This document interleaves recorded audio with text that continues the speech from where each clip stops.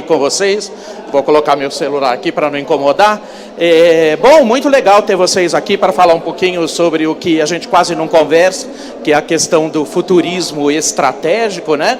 A gente olha a tecnologia, pensa que tecnologia driveia tudo, mais ou menos. Os humanos estão ficando cada dia mais perdidos ali num cantinho, que sabe Deus onde que eles se enfiaram e aonde é que eles vão se conectar com tudo isso, né? Então, nessa próxima meia hora, a gente vai falar um pouquinho sobre essas questões todas que nos colocam justamente apontados para a gente poder decifrar um futuro que não é visível e as fronteiras novas de inovação que estão acontecendo justamente nos aspectos de futurismo regenerativo, onde a gente coloca pessoas e planeta em primeiro lugar, teoricamente todo o resto viria depois. Bom, eu sou o Carlos Piazza, ou pelo menos o que sobrou dele. Eu sou futurista estratégico certificado pelo Millennium Project. O Millennium é a agência de futuros da ONU.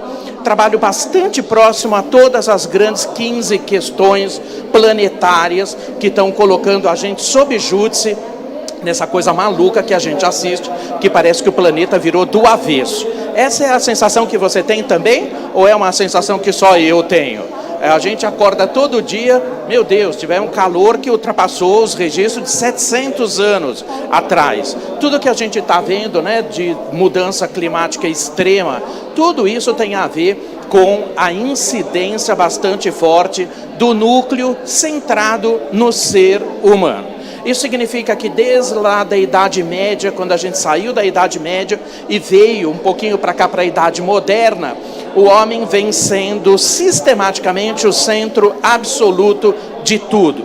E é claro que quando a gente começa a ver de 90 para cá, 1990 para cá, a gente tem uma aceleração que é brutal do tempo, causado pelo desenvolvimento das tecnologias, causado fundamentalmente pela lei de Moore. E a lei de Moore fala um troço maluco, a gente vai ter mais 150 anos da lei de Moore sobre nós, é bom que a gente se prepare. O que diz a lei de Moore? Ela fala que a tecnologia dobra sobre si mesmo a cada 1 ano e 8 meses e o custo cai pela metade. Você imagina o que é isso quando você tem tudo isso aqui que você está vendo dobrado daqui 1 ano e meio e você talvez não esteja preparado para tudo isso, olhando que o custo cai pela metade. Isso tem 2 informações aqui. Estamos numa curva exponencial, sem trégua, sem parada, sem ponto de chegada, claro, ao mesmo tempo que nós temos um processo de democratização de tecnologias, uma coisa que a gente nunca viu, uma coisa que a gente cada dia vai tomar susto. Mas claro que quando a gente olhou desde lá nos anos 1940, no término da Segunda Grande Guerra Mundial, a gente começou a ver ali uma distorção que começou a acontecer por causa do que a gente chama do capitalismo tardio. O que significa isso? Que a gente teve lá em 1940 uma injeção muito grande de dinheiro, que foi o Plano Marshall, que trouxe para a gente uma oportunidade de colocar a felicidade em primeiro lugar, se é que isso é possível, né? Justamente por causa das questões de escassez da Segunda Grande Guerra Mundial. Claro, quando a gente começou a enxergar isso, a gente começou a se voltar para o hiperconsumo e aos poucos a gente foi transformando felicidade em consumo e em hiperconsumo. Isso faz com que a ascendência do homem no centro do comando de tudo isso, olhando o planeta um pouquinho menos, olhando um pouquinho mais as irradiações do que a gente tem, com relação aqui, o planeta Terra ele é muito grande, mas ele é um só, a gente tem que lembrar isso. Para o bem ou para o mal, a gente vive exatamente na era em que o planeta está dando sinais de cansaço extremo por causa da extração massiva de recursos que a gente teve ao longo de todos esses anos. Agora, onde que a gente se pauta, que eu não consigo entender? Será que a gente não consegue mudar um sistema de produção? Será que a gente não consegue ver de que maneira uma economia pode ser diferente daquilo que a gente está acostumado a fazer? Será que o mundo ele vai ser sempre igual, para sempre, do mesmo jeito, para todos sempre? Você deve estar estranhando que eu não tenho um PowerPoint aqui, está estranhando? Cara, já enterrei PowerPoint, que é uma porcaria há mais de 6 anos, não uso mais PowerPoint, é um roteiro que eu não quero seguir, é uma ideia que eu não quero perseguir, Eu sei que você odeia, e eles também, viu? Porque a gente traz um monte de PowerPoint, não é? Assim, traz lá, nada funciona, o vídeo não abre, a letra não é a mesma, é só confusão. Então, matei o PowerPoint para todo o sempre. Gente, quando a gente fala sobre todas essas questões de base, a gente tem de um lado muita tecnologia, as mais absurdas que você pode imaginar. Do outro lado, nós temos a filosofia. E no centro de tudo isso, o que a gente fala? Existe uma mudança antropológica sem precedentes. As pessoas olham muita tecnologia e esquecem de olhar a evolução antropológica, e é claro que tudo isso vai desabar sobre a cabeça da gente cedo ou tarde, porque a gente não está acostumado a fazer essas conexões. Justamente porque atrás do mundo tech, como a gente sempre fala, se esconde o mundo touch. O que significa isso? Onde você tem muita tecnologia, tem humanos. Agora, isso é uma novidade que eu estou falando para vocês? Eu acho que não, né? A gente já devia saber há muito tempo que onde tem muita tecnologia, tem humanos, e é assim desde sempre. Alguém pode fazer uma gentileza para mim? Dá para ficar em pé? Não é pegadinha. Dá para ficar em pé? Pode ficar em pé, se quiser. Medo da pegadinha, né? Não é pegadinha. Gente, olha para você. Olha para você. Por que você só agora anda com as patas de trás? Alguém sabe dizer? Quer dar um passinho para a esquerda, que nem eu, assim? Quer andar? Quer? Quer? Vamos voltar? Vamos voltar? Gente, por que a gente aprendeu a andar nas patas de trás? Alguém parou para pensar isso um dia? Pode sentar se você quiser. Tá vendo? Não era pegadinha. Mas eu sei que você ficou com uma ideia absurda, que você fez uma coisa absolutamente idiota. Tô certo? Muito idiota, mas não é não. Você sabe que há 12 milhões de anos atrás você andava com as 4 patas? Sabia disso? E quando você teve que descer das árvores, justamente porque os alimentos acabaram naquela época, todo mundo foi para o chão. Claro, foi todo mundo para o chão. E é claro que você teve que ganhar velocidade. Isso significa que há mais de 12 milhões de anos atrás, antes de Cristo, você, que era um humanídeo ainda, descendente direto dos macacos, teve que aprender a andar com as patas de trás para ganhar velocidade.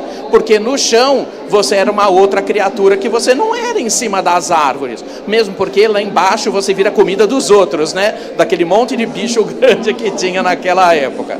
É claro que quando a gente olha, alguém cortou o pé quando saiu correndo e percebeu que um filetinho de pedra pode cortar seus pés, não é isso? Então alguém conseguiu perceber por observação, porque somos seres de observação, que a gente olha o tempo inteiro para tudo que tem no alcance dos nossos olhos e a gente tem transformação contínua, completa, de tudo, desde sempre. Isso significa que tecnologia e humanos estão intrinsecamente ligados uns aos outros.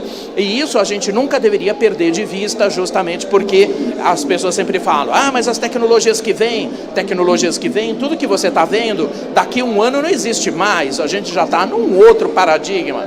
Então, será que a cabeça da gente está preparada para isso? E a gente sempre fica perguntando, com muita inteligência artificial de um lado, e quando a gente fala de inteligência artificial, vem na sua cabeça alguma coisa parecida com do que eu estou falando do ponto de vista de poder de simulação? Alguém aqui sabe quanto ele simula? Acho que não, né? Você quer que eu falo para você nunca mais dormir? Olha, as máquinas mais burras que você tem hoje de inteligência artificial pensam 200 petaflop. Alguém sabe o que é isso? Ajudei você? Não, acho que não, né? Porque ninguém sabe o que é isso. Gente, vamos lá, 200 petaflops são 200 quatrilhões de cálculos por segundo. Você dá conta de fazer esse nível de cálculo?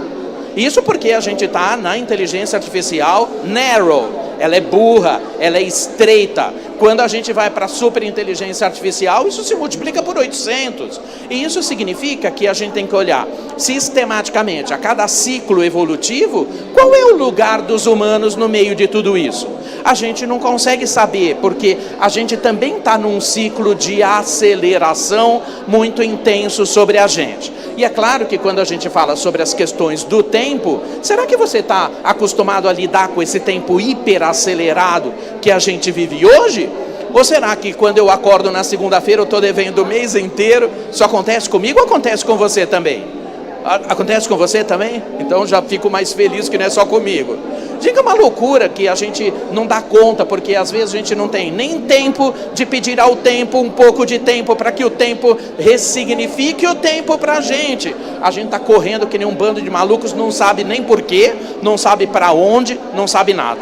Agora, a gente deveria saber que onde tem aceleração, tem depressão. Então é claro que pós-pandemia, onde tudo saiu do lugar, onde a gente viveu a 8ª pandemia do mundo, não estávamos preparados para isso, porque a visão de curto prazo que a gente tem sempre coloca a gente numa escala de oxidação, porque na realidade a gente está trabalhando, vivendo pouco. Ou é assim também com você, ou é só comigo? A gente trabalha demais e vive pouco? É assim? Você tem tempo de viver do jeito que você gostaria? Você tem a menor chance de desacelerar o tempo a teu favor? Ou será que a gente não consegue mais fazer isso? Parece que o tempo vai corroendo a gente por baixo, não é isso? E é claro, repetindo, onde tem aceleração, tem depressão, e é claro que a gente tem que olhar os efeitos sobre tudo isso. As duas novas gerações, Z e Alfa, já começam a ter um comportamento muito diferente, entendendo que entre ser maltratado num emprego qualquer e ser feliz, é melhor ser feliz. Isso é com você também? Ou não? A gente não aprendeu ainda a fazer isso, a gente ainda quer ser humilhado no trabalho. É isso? Vocês gostam? Eu já não gosto mais faz muito tempo. Eu prefiro uma vida simples do que ser maltratado no lugar que pode me dar muito dinheiro. Isso significa que a revolução noética, isso está lá no centro da filosofia, fala que agora a gente então tem uma pivotagem entre o ter e o ser. Hoje é mais importante ser do que ter, porque as ditaduras vão caindo, claro, as ditaduras que eu digo, ser feliz é ter dinheiro. É isso que muitas gerações atrás conseguiam fazer. Tudo que você tem explica o que você é. Quantas vezes a gente viu que você explicava o que era você pelo que você tinha? Hoje isso importa para alguém? Não. Hoje isso importa para todo mundo que está no entorno de você? Não. Isso significa que ao longo de muitas décadas, desde a década de 1930, pós ali, justamente no fim da Segunda Grande Guerra Mundial, a gente veio sendo forjado numa coisa que não tem o menor sentido, que é você então ter que estudar muito para você poder depois ir para um emprego, ter sucesso obrigatoriamente, subir na hierarquia, ser um pistolão da empresa lá em cima, não é assim? Para você finalmente ser alguém na vida. Gente, alguém parou para pensar o que é exatamente ser alguém na vida, a não ser estritamente você? Ou será que a gente vive um paradigma de felicidade que é idealizada e a gente sempre está empurrando para frente porque a gente não sabe muito bem o que é, né, ser alguém na vida? Isso significa que a presença de muita tecnologia vai desorganizando tudo que a gente tem no nosso cenário, e é claro que a gente tem que olhar quais são as oportunidades de inovação que a gente tem. Abre-se uma fronteira gigantesca justamente por causa de dois motivos. O antropoceno, que significa que, né, o antropo-homem, o seno, centro, quando a gente fala dessa coisa que a gente viveu, onde o homem é o centro de tudo, e ele mal tem tempo de olhar o pôr do sol, ele mal tem tempo de... Obrigado, na metade. Você me avisa, senão eu fico falando aqui até as 10 da noite. Vai ter que jogar o sapato para eu ir embora. Quando a gente olha tudo isso, gente, você não tem tempo. Olha lá, todo mundo com a cara na tela, não é isso? A gente não tem tempo de olhar pela janela, é isso? É que eu estou agasalhado aqui, mas aqui eu tenho uma tatuagem de um deus da mitologia romana, que é o Janus. Alguém já ouviu falar do Janus? Para nunca mais esquecer? Janus, ele é um deus da mitologia romana primordial, veio lá no iniciozinho da filosofia, e ele é caracterizado por uma estátua que tem duas caras, mas não porque ele é um canalha, né, que ele tem duas caras. ele tem uma cara que olha para o presente, futuro, e outra cara que olha para o passado. O tempo inteiro eu tenho que olhar para o passado e para o futuro, para o passado e para o futuro, do passado para o futuro. Por isso que o deus Janus, ele é o deus primordial da mitologia romana, e ele sintetiza os inícios de tudo. Ele é o deus que tem o domínio sobre as questões de onde tudo nasce. Por que você acha que janela chama janela? Por causa do Janus? Claro que sim. Quando você quer olhar mais além para o futuro, o que você faz? Abre a janela e olha para o horizonte. É assim? Você tem tempo de fazer isso? Porque isso dá uma acalmada na gente. Tem um sociólogo alemão que eu adoro, que é o Hartmut Rosa. Ele chama isso de ressonância. Você já viu que quando você está de saco cheio do mundo, você dá um escape? Vai para uma cachoeira, você vai para o meio do mato, você vai para um lugar onde o silêncio incomoda o seu ouvido? Já percebeu que você faz isso? Isso chama ressonância.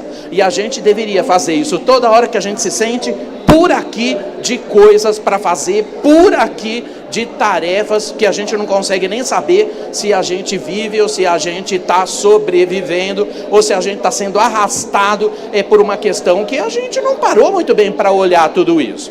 É claro que você vem acompanhando ao longo de todos esses tempos pós-pandemia, da questão do desmonte dos códigos, não é isso?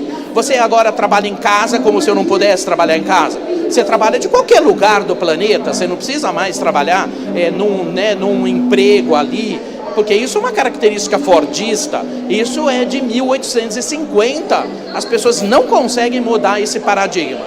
Quando a gente olha tudo isso, viver, trabalhar e aprender, é considerado uma coisa só. A gente não divide o que é viver, trabalhar e aprender. E no meio de tudo isso, tem outra tatuagenzinha aqui que você não está conseguindo ver, que são os tengus. Alguém já ouviu falar nos tengus?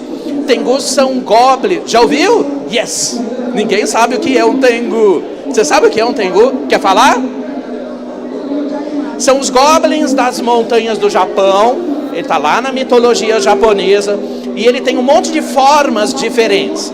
Tengus normalmente são meio assustadores, assim, porque a grande maioria da representação dos tengus, eles são corvos pretos de asas longas, que arrasta no chão, e ele é um deus que mimetiza sempre. Ele está aqui, ele pode estar ali, ele pode estar lá. A história dos tengus é muito legal.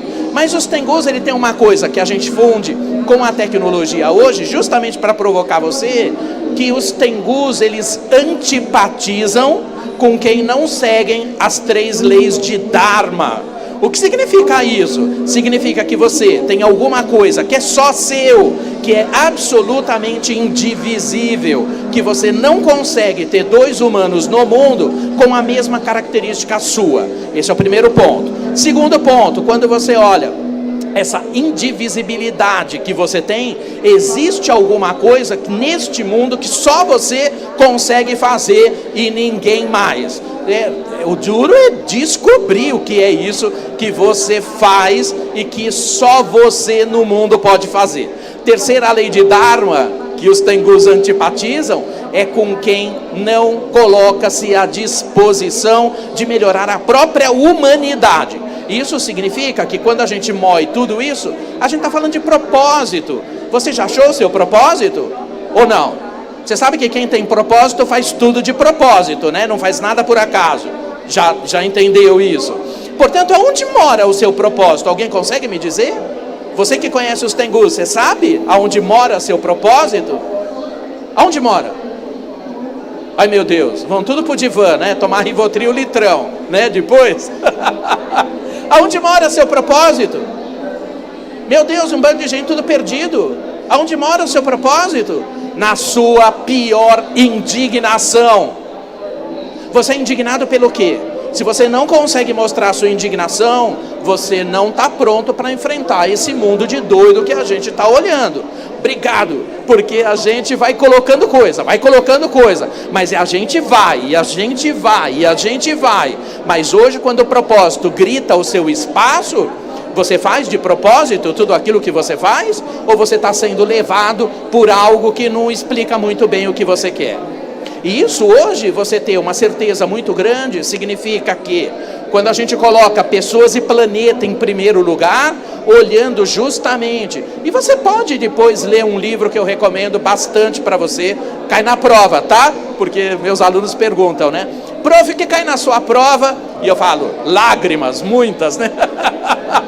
Que tem que ler pra caramba, tem que estudar pra caramba, porque é tecnologia e filosofia do outro lado. Existe um livro chamado Um Pequeno Ponto Pálido Azul. Alguém já ouviu falar nesse livro? Isaac Asimov. É isso? Faz sentido? Oi? Obrigado. Corrigindo. Carl Sagan. Carl Sagan, no ano de 1991, soltou a Voyager 1 para fotografar Saturno. Alguém já existia em 91? Eu já de muito tempo. Eu também. Já de muito tempo. Você também? Vá. De muito tempo. Quando a Voyager saiu da Terra e já tinha comando da Terra, da Voyager, que ele ultrapassou em muito Saturno, as fotos de Saturno que chegaram eram absolutamente escandalosas na época. E a gente, quando começou a consumir tudo aquilo, porque o espaço sideral, hoje que a gente tem James Webb, que está fotografando coisas que a gente não gostaria de ver, porque a teoria da relatividade foi para o chão, o James Webb fotografou galáxias mais antigas, em tese, que o Big Bang. Significa que talvez o Big Bang não tenha ocorrido e talvez não estejamos em expansão, talvez estejamos em condensação. Quando a gente fala dos buracos negros, dos buracos brancos, de toda aquela região que a gente tem, da zona de não retorno dos buracos negros. O que a gente fala? Quando a gente traz para o mundo que nós vivemos, nós estamos muito, muito perto da ergosfera. O que é a ergosfera? É o limite máximo que você pode chegar antes de ser sugado por um buraco negro. É assim que você se sente no dia a dia? Tem dias que você não quer acordar, tem dias que você não quer fazer nada, tem dias que você simplesmente rejeita tudo que está no seu ângulo de visão? Será que a gente está pronto mesmo para a gente enfrentar toda essa aceleração que está sobre a gente? Ou será que a gente em algum momento deveria fazer como Carl Sagan, né, falou? Eu falo assim, negativo, não vou perder essa nave. Ela agora dá a volta em Saturno e fotografa a Terra a partir de Saturno. E a gente começa a olhar que o planeta Terra é uma titiquinha desse tamanho, ainda azul, pálido. Gente, se a gente não conseguir entender que o planeta Terra é um evento único, e quem está dizendo isso é o Marcelo Gleiser. Todo mundo já leu o livro último do Marcelo Gleiser? Cai na prova. Cai na prova. Ele fala o seguinte, que é um manifesto sobre o universo, né? Se a gente perder essa única condição que a gente tem, que é viver no planeta Terra, que em todo o universo é um evento único, e que a gente tem que considerar, inclusive, a questão de futuro das cidades. Por isso que tem muita pressão para a gente poder reorganizar os centros urbanos, porque justamente o próprio Marcelo Gleiser coloca que cidades são cânceres em metástase. Eles vão arrancando tudo do planeta, vão arrancando tudo, arrancando tudo, arrancando tudo. Quando a gente começa a ver que o planeta e a natureza começam a tomar o seu espaço de volta, que foi o que a gente está vendo no Rio Grande do Sul, que é o que a gente está vendo em todos os biomas, os 3 principais que nós temos, Pantanal, principalmente Cerrado, que está sendo consumido por causa de atividades econômicas, a gente vai ter que em algum momento colocar um freio nisso e substituir por tecnologia. Primeiro, ter 11 bi de pessoas em 2050, é bom que você saiba que talvez a gente não tenha comida para isso. E eu não acredito que você saiba o que já existe de projeto para fazendas de asteroides. Alguém já ouviu falar nisso? Aonde você estava quando tudo isso aconteceu? Ai meu Deus, fazendo PowerPoint, ou perdendo a sua vida no Excel, é isso? Domando a porcaria da fórmula da planilha dinâmica, é isso? Gente, já tem sensor para fazer isso, tá bom? Se você é humano e está fazendo um trabalho de um sensor que custa 14 centavos de real, tem alguma coisa muito errada com você, não tem não? Você gostou de se parecer com uma máquina ruim? Alô? Alô? Claro que não, a gente não gostaria de se parecer com isso. Quando eu tenho muita tecnologia, eu tenho que refazer as questões, como a gente coloca. É muito legal a gente viver muito, a tecnologia vai fazer a gente viver muito. Isso é bom ou é ruim? É bom ou é ruim? Alguém quer viver 400 anos? Quer? Eu quero também. Aí as pessoas falam assim, desde que tenha saúde. Claro, você vai viver 400 anos porque você vai ter saúde. Obrigado. É claro, a gente só vai viver mais por causa disso. Agora, o universo está preparado para você viver mais? Não. Tem território no planeta Terra para você viver? Não. O território só aguenta 11 bi de pessoas e isso em tese chega em 2050. Tem comida para todo mundo? Não. Teremos que inventar outras maneiras tecnológicas de fazer comida. Portanto, fazendas verticais de asteroides, da mesma maneira que geração de energia elétrica de asteroides, porque você sabe que quando você gera energia solar do espaço sideral, você sabe que não tem dia, não tem noite no espaço, é geração contínua. A Intel, embora talvez você não saiba, é a marca que mais desenvolve eletricidade sem fio, claro, porque a gente vai ter que transmitir essa eletricidade para a Terra. Hoje a gente enxerga que os sistemas econômicos estão todos driveados num processo que você trabalha e se aposenta. É isso? Os mais jovens subsidiam quem está se aposentando do outro lado. Gente, se o emprego que é confundido com o trabalho, ele também está em perfeita mutação, está mutando. Não vou ter carga tributária para pagar a aposentadoria por tanto tempo. Por isso o empreendedorismo sobe. Então, quando a gente olha todas as equações econômicas que estão envolvidas nisso, talvez a gente não esteja preparado para a gente poder se libertar em cima do propósito para a gente criar uma plataforma nossa. Então, quando a gente olha todas essas questões juntas, tem muita gente dando uns tilts na cabeça que dão medo. Você sabe que o suicídio, ele tem sido um tema, está até ali na descrição, né, onde eu falo sobre suicídio, onde a gente fala muito sobre essas questões de que... Você sabe quantos anos começa suicídio no mundo? Você sabe? 9 anos. Alguém tem algum parente, ou filho, ou gente pertinho que tenha 9 anos? Alguém tem? Tem? Você consegue imaginar o que é uma criança de 9 anos que escolhe não viver mais? Eu não consigo entender isso, é uma lógica que eu não consigo entender. Na realidade, muitos sociólogos colocam a questão do suicídio com base narcisista, porque a gente sabe que todo mundo das redes, ele é extremamente ágil, ele é extremamente condensado, ele é extremamente narcisista, onde eu tenho 3 degraus ali. Primeiro, a síndrome do transtorno narcisista. Todo mundo está nas redes? Bom, eu estou em todas, porque a gente tem que estudar todas, né? Alguém sabe o que é o pezinho e o biquinho?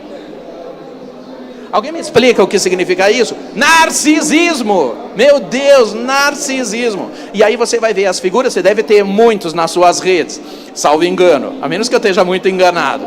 Que vai dar aqui, eu na academia, eu almoçando, eu jantando, eu dormindo, eu com o gato, eu. Gente, se não sobrou nada além da sua cara, é porque não sobrou nada. Dá para entender o que é isso? Que você é um saco vazio, que só tem a sua cara. Segundo passo, já na psicopatia, o transtorno do corpo dismórfico. Você começa a olhar para o espelho e achar que você habita um corpo que não é o seu. Alguém passa por isso? Não. Aí sempre odiei meu nariz, então vou subir o nariz, detesto a minha orelha, vou achatar a minha orelha. E gente, tem gente que gasta fortunas para fazer aquilo que a gente chama da demonização facial, onde você gasta uma fortuna sem fim, para quê? Para você ficar parecido com um cavalo marinho. É isso que a gente vai ter e você não se reconhece nunca mais. Burnout agrava, perda de paridade com o mundo, suicídio. Alguém pode me explicar que lógica tem isso quando eu olho um mundo que é extremamente ativo do ponto de vista de tecnologia? O que acontece com as pessoas do outro lado que elas não conseguem equilibrar esse mundo entre o tech, obrigado, e o touch do outro lado? Isso significa que eu tenho que olhar daqui para frente tudo que surge de tecnologia, de um lado, e do outro lado, tudo aquilo que sintetiza você como ser humano. Você está preparado para ser tão simplesmente humano? Estão preparados para isso? Ou será que falta um estímulo a mais? Será que a gente está preparado para a gente enxergar que viver bem e viver com saúde é algo que a gente busca na tecnologia e a gente tem que abandonar essa aceleração louca que está nos matando aos poucos? Isso significa que quando a gente olha tudo isso, o que é a tecnologia a serviço da felicidade humana? Isso está descrito lá na Sociedade 5.0, uma sociedade completamente focada no ser humano, pautando um novo Zeitgeist. Alguém já ouviu falar nessa palavra? Já, você sabe o que é Tengu, você sabe o que é um Zeitgeist. O que é o Zeitgeist? O espírito da nossa era. Qual é o espírito da nossa era? O pior que você pode imaginar. Todas as catástrofes que a gente está vivendo, toda a disparidade, toda a desigualdade. Eu tenho muita tecnologia, mas do campo humano eu estou muito atrás. Isso significa o quê? Equilibrar o lado humano com muita tecnologia, te livrando de fazer tarefa repetitiva típica de máquina.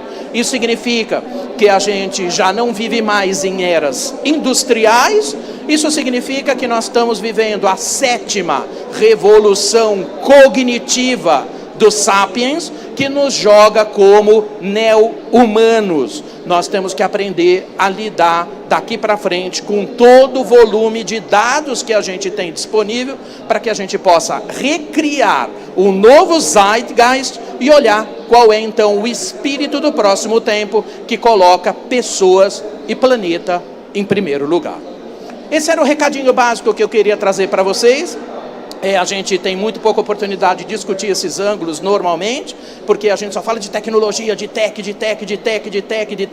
e esquece o touch do outro lado, e o touch é mais importante, porque tech em si, embora a gente saiba que tecnologia recria a humanidade, tecnologias, pautam o novo futuro, claro, a gente tem que saber disso, mas é claro que não faz sentido você ter tanta tecnologia quando você não tem uma visão humana própria do que a gente deveria se apropriar. Alguém tem alguma pergunta que você queira fazer comigo? Eu vou ficar circulando um pouquinho mais, se alguém quiser fazer pergunta, pode fazer para mim. É isso? Nosso tempo acabou, que é uma pena, esse assunto é fascinante. Pode pegar, eu tenho 200 milhões de vídeos nas redes, pega lá tudo, onde a gente discute essa questão de muito perto. Tá bom?